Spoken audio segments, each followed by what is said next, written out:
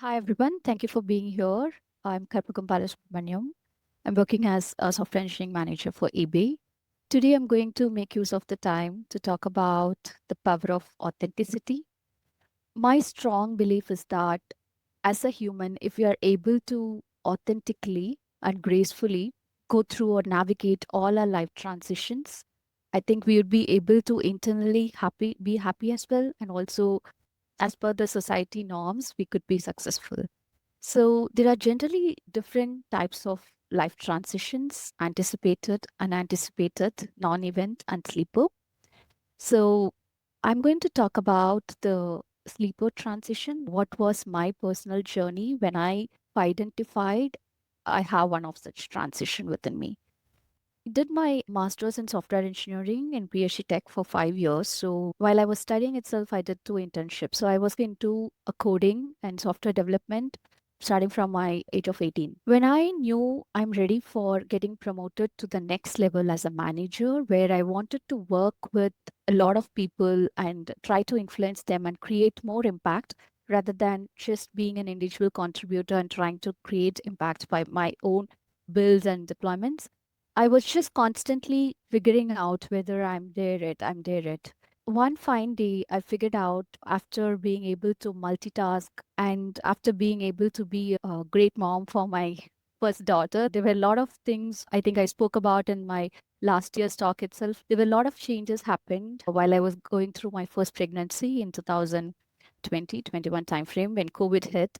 So after trying to go through all the life changes, one fine day I figured, "Oh, okay, I'm there. Now I have to talk to my manager and let him know I'm ready for taking up the next position." This was a huge change at that point in time, right? And many people thought I'm still young. And many thought it's a huge transition. Why I'm trying to do it when I'm a new mom? And there were a lot of things. There were a lot of feedback, suggestions, and many people thought I have a beautiful career built over past 10 years. How should I do it so that it's successfully landing and it could be a story for others to get inspired as well? So there were a lot of feedback, but I had this idea and I had this dream. Okay, I'm ready. I don't want to be there and play the normal game. I can try and see what works well for me. What I did was I couldn't do it within the team because there is already an engineering manager and there are engineers working in the team who are in the senior level compared to me. So I was ready to apply for positions outside, but within the organization. So I found out a position in Toronto. So I moved from Beira to Toronto 2 years before. So I also wanted to make sure I'm making this transition with informed choices, like how I'm staying true to my authentic self, right? I'm into engineering for almost a decade. I love coding. I love empowering people. I love sharing knowledge with others. But at the same time, this transition is crucial not just for me and also for the people involved in the team. I should be playing it very safe that it's not impacting anyone, not to the leaders who are giving me the opportunity, or also to myself and also the team who is believing in me. I wanted to do it the correct way. So today here I'm trying to share the framework which I followed. As we all do, we as we come up with the transition, anything for that matter, we try to figure out what is there as a framework that already exists. So we will try to see how I could fit into any of these and what could work well for me based on the skill set that I have. So I was going through all the theoretical leadership courses and stuff and try to figuring out what would work well for me, and I wanted to do it very cautiously. So then I figured out it's better I come up with something authentic, something that would work for me very well, right? So I found out this authentic leadership is actually working well for me, and it could be different for anyone who is in this room right now. So I just made a list of all the things like my strengths, my weakness, and I just made sure I'm keeping it very transparent within me and my team. And also I'm building the relationship in a way it's reliable, right? Even if when the teammate is not feeling like safe to share certain things with me, they should be in a way able to communicate to me. So that is good for both of us. It's a win-win situation, right? Some of the things I made sure was like to not have any bias built and also be positioning myself in a place to have a balanced processing and also have the plan the 90 days plan or the 1 year plan, whatever we build for ourselves as goals, the short term, long term goals, I try to always keep it within my authentic, true skill set level. This was the strategy I followed. It could be different for everyone, but I just thought of using this opportunity to share it. When I came up with my first 90-day goal, what should I be doing so that the team also feels they are achieving what they want and we are in the right direction? There came the challenge. Suddenly, the PM left the team. There was no PM. Now I have to play both the role of engineering manager as well as the PM. What it means is that I have to connect to stakeholders, try to and get all the requirements needed to work on for the next set of line items in the roadmap and come up with an extended stretch goals, which I didn't anticipate, right, to start with. Then I figured out what could be with the existing resources that's available within my team, what could be the goals which we could achieve short term and long term. I kept it very realistic. I kept it to our true to our strengths. I can't being into a new position, I can't aim for something which we cannot achieve within the resources that are available to me. I researched and explored, and based on the requirements or based on the resources I had, I came up with the goals that I could achieve in the short span of time, and also upskill and reskill. So this is like the core thing, right? People management, we might think it's easy. We might think, okay, we have it already. Even when people feel, okay, you have the people skill, but being there and doing it in the role, it's really a different game. So whatever is needed to upskill and reskill in that space, I have done it.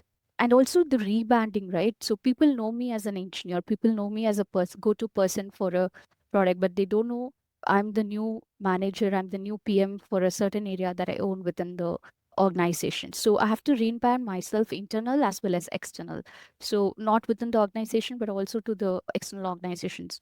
The rebranding, it could be anything, even a LinkedIn update, right? So it really makes sense to rebrand ourselves as we transition through our career. It gives the 360-degree picture of what we are doing currently, what we are into, and how people would be able to connect with you and create an impact, right? And building connections. I don't know how Uma reached out to me, but somehow this was one of the forums actually gave me the confidence I could be a public speaker. So I figured out my strength after presenting my first talk, I think last year around the same time. So building connections really plays a key role, and it gives you visibility also to identify other opportunities where you could be playing a big role. You may not be aware of all the opportunities that are available in the world, but as you connect with people, they would be able to align you with the needs that, and so you can align your skill set with the needs and figure out what could be the impact you could be creating. And also embracing the transition and keeping it very authentic to oneself. So how to practice authenticity, right? So one question that I constantly ask myself is who I am. So as soon as a problem gets presented to me, now I should make sure I'm not thinking in the shoes of being an engineer. Now I should think from being a manager and also a PM, right? So who I am, this gets predefined. It could be biological growth that's happening, or it could be anything, a role change in an organization, or it could be anything for that matter. So we should constantly assign, at least for me, this who I am question. Really, it's a very good spiritual practice I do also. Sometimes when I'm really confused, what would I be doing? Why, what should I do at this space, right? So this who I am question really helps me to get the clarity and do the next thing that creates an impact.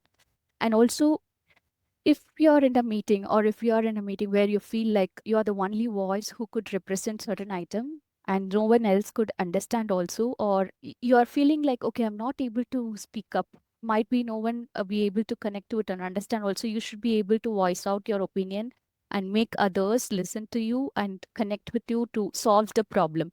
So it's not about you able to speak up or you able to voice out something, but end of the day how the problem gets solved is more important.